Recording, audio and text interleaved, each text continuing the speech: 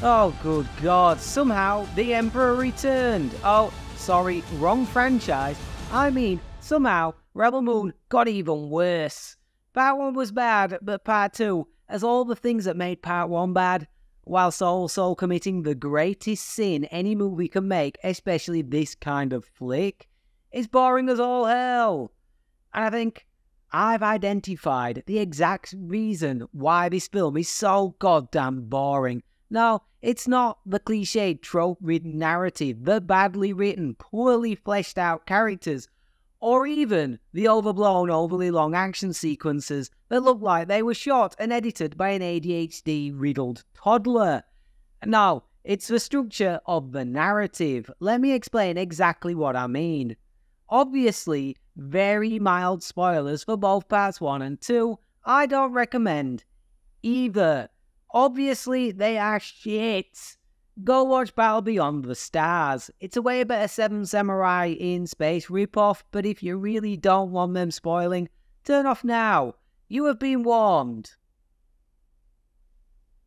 The core narrative of Rebel Moon is Seven Samurai in Space, and that, in my opinion, would have made a perfectly enjoyable take my brain out and sit and watch the pew-pews action sci-fi.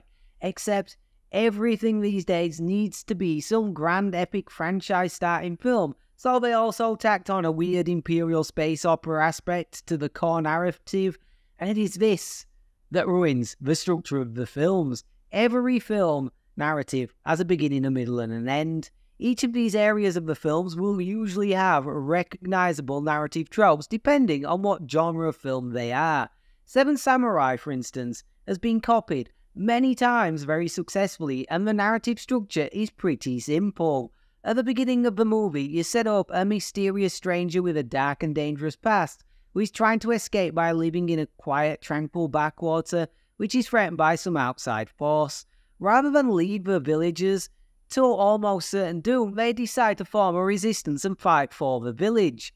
The middle is them going out and recruiting their group of samurai to fight the bad guys. The end is them fighting the bad guys and saving the village.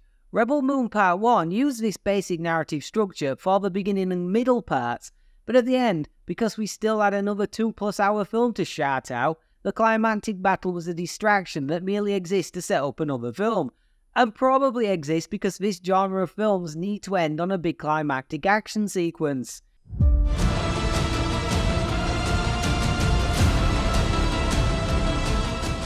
Which brings us to Part 2, which the observant amongst you will notice has a rather large narrative problem.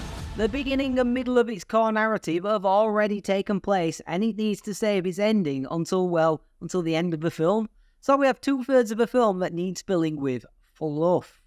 And Zack fills it with exactly that, basically. We get another opening monologue. Oh, so many flashbacks to set up characters we already met and didn't particularly care about to start with. Corn being harvested in slow motion for half an hour. I wish I was joking about that. Negating much of your first film's narrative by revealing a dropship existed the whole time in the village. More backstories for characters we couldn't care less about and how they realize space fascism is bad, okay? Which literally every single one of them boils down to, well, it was fine with killing civilians, but then they tried killing me, and well, I took that personally. A forced romance. The space bash being all space bash. Setting up some grander space opera narrative that's not particularly fleshed out or interesting even if it was. By which point, just as you are losing the will to live, the overly long slow motion dumpster fire that is the battle for the village starts. All of this just boils down to, this did not need to be 2 films that have a combined runtime of 256 minutes. It should have been one, a maximum 2-hour-long film. Maybe even 90 minutes. And you know what? The biggest fuck you in all of this is, these 2 over 4-hour-long films have an ending that basically just sets up another narrative. Yeah, they're a franchise setter-upper. Now, I see the usual Snyder Cut is coming. I just don't see how making this even longer is going to save it, though. The narrative structure has already been sacrificed at the altar of trying to set up a franchise rather than making a nice type film that people could actually enjoy. It's very much cart before the horse filmmaking, setting up a grand galactic-wide franchise rather than just making a good film that you could expand on. So that's why Part 2 is so much worse than Part 1. It is a narrative structure that doesn't work because this film didn't need to exist and shouldn't exist in the form it does. The climactic battle is the only thing that needed to happen to complete the core narrative, and everything leading up to that is pointless and frankly boring as a result. So that's Rebel Moon Part 2, a pointless, boring shart of a movie, and I for one will not be watching the Snyder Cut when it comes out. Thanks for watching. Please like, subscribe and comment and all of those things. I might even consider making another video sometime quicker than 7 weeks or whatever it's been since I last made one. Even that one was just a joke.